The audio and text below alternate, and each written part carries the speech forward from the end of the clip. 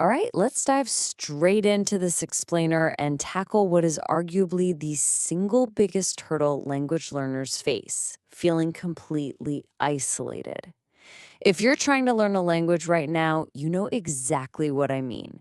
You sit down, you're pumped to practice, but then you look around and realize you are totally alone. Well, today we're going to unpack a highly structured daily routine from our source material that proves you don't need an expensive teacher, you don't need a native speaking language partner, and you literally don't even need to leave your bedroom to master English. I mean, be honest. Have you ever whispered this exact phrase to yourself? I'd love to speak English, but there's literally no one around me to practice with. It's an incredibly common frustration. We really want to acknowledge this right out of the gate because so many learners are completely held back by the pain of being too shy to speak up or just simply lacking conversation partners in their own city. But what if that isolation wasn't a roadblock at all? What if it was actually your secret advantage? Well, the single number that represents your way out of this trap is 15. You only need exactly 15 minutes a day to make some truly incredible progress, and you can do it completely by yourself. Think about it. That is way less time than most of us spend aimlessly scrolling through Instagram in the morning, right? We aren't talking about exhausting hour-long grammar sessions here. This is all about short, hyper-focused bursts of solo practice. So, here's our roadmap for this explainer. We're going to cover 1. The solo learning solution. 2. 5 minutes of speaking. 3. 5 minutes of active listening. 4. 5 minutes of reading and writing. 5. Some bonus daily immersion hacks. And finally, 6. Embracing your solo mistakes. Let's walk through this actionable blueprint and break this routine down. Number 1, the solo learning solution. The core idea here is really just to practice by yourself, relying on whatever is around you. Moving right along to the first practical block, Section 2, 5 minutes of speaking. This is all about breaking that terrible habit of freezing up. Look, speaking is where most learners just completely freeze. You can read a whole news article without breaking a sweat, but the absolute second someone asks you a question out loud, your brain just locks up, right? To stop this from happening, we're going to use the YouTuber narration trick. It works like this. Step 1, imagine an audience. Step 2, narrate your daily life. Literally pretend you are filming a daily vlog for your millions of subscribers. Say things out loud like, "Hey guys, welcome back to my channel. Today I'm making a cup of tea. First, I'm going to boil the water." The magic here is that the moment you imagine an audience, you naturally force yourself to speak way more carefully and clearly. And then there's step 3. Record yourself to find mistakes. Now, I know it's a bit painful to listen to your own recorded voice at first. We all hate it. But that recording is absolutely crucial. It acts as your own personal feedback loop. Next up, Section 3, 5 minutes of active listening. And the key word here is active. You really have to give it your full attention. So, how do we actually do active listening? Well, there's this brilliant technique called shadowing.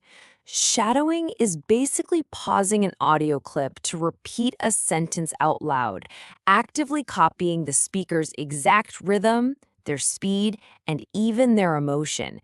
You can use pretty much anything for this: TED Talks, short news clips, or even kids' cartoons if you're just starting out.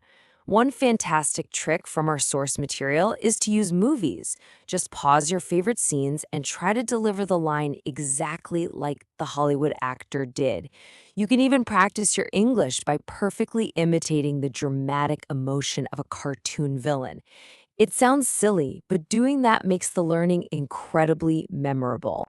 All right, on to Section 4, 5 minutes of reading or writing. And the goal here is to keep it flexible. You want to keep the routine fresh so you don't get bored. Some days you might feel like reading, other days you might want to do some peaceful solo writing. You get to pick. Let's run through these super accessible tasks. If you go the reading route, try scanning news headlines or even just Instagram captions. A really great habit to build here is trying to guess word meanings from context before you instantly open a dictionary app. It forces your brain to work a little harder. Now, if you choose writing, you could write a fake message to a celebrity, or honestly, just write out your daily grocery shopping list in English. I actually love this next micronarrative idea. Write a tiny diary entry to your future self. Imagine grabbing a pen and writing, "Dear future self, today I practiced English for 15 minutes and I felt amazing." It's just such a rewarding, positive way to close out your session. Now, here's a massive productivity hack on how you can combine these skills for maximum efficiency. Spelling is trained by physically writing words down, right? While pronunciation is trained by speaking words out loud. Well, if you say each word out loud as you are writing it, your brain brilliantly masters two skills in one single moment. It's an amazing little shortcut. You are essentially getting double the practice in the exact same amount of time. Okay, let's jump to section 5. Bonus daily immersion hacks. These are some passive learning changes you can make throughout your day. That essentially wraps up the structured 15-minute part of the routine. But let's see how we can turn your entire day into an accelerator phase. These everyday immersion tricks are brilliant. First off, take the leap and switch your phone and laptop operating language over to English. Yes, for the first couple of days, you are going to feel like a baby and you'll probably panic trying to find the calculator app. But within a week, I promise you'll subconsciously know every English menu word on your screen. Second, grab some sticky notes and label household items. Slap one on the fridge, put one on the bathroom mirror. Third, actively try to force your brain to think directly in English, cutting out that step where you translate from your native language first. And finally, just sing English songs in the shower. Sure, you might annoy your neighbors a bit, but music sticks in your brain way better than boring grammar rules, and it does absolute wonders for your pronunciation. And finally, section 6, embracing your solo mistakes. The most important thing to remember is that no one is judging you. Honestly, this might be the most crucial takeaway of this entire explainer. Your mirror, it's not going to laugh at you. Your dog isn't going to secretly film you and post your grammar slip-ups on social media. When you are alone in your room, that paralyzing fear of public embarrassment completely disappears.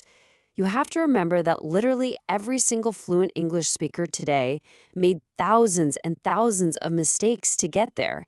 Even native speakers mess up their own language on a daily basis. There's a fantastic quote from our source material that I absolutely want you to internalize right now.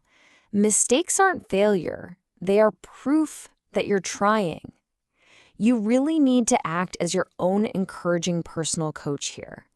Every mispronounced word, every single grammar slip-up you make during your 15 minutes of solo practice isn't a failure. It's just concrete evidence that you're putting in the work and pushing your boundaries. So I'm going to leave you with this one final provocative question. What's one thing you will do today to practice English alone? You've got the complete blueprint in your hands now. Are you going to describe your breakfast out loud to an imaginary audience? Will you sit down and write 3 sentences to your future self? Or maybe you'll just hop in the shower and belt out an English song. Whatever it is, you have the tools to start right this very second. Put in those 15 minutes. Your future English-speaking self is definitely going to thank you. Keep practicing, keep believing in yourself, and we'll catch you on the next explainer.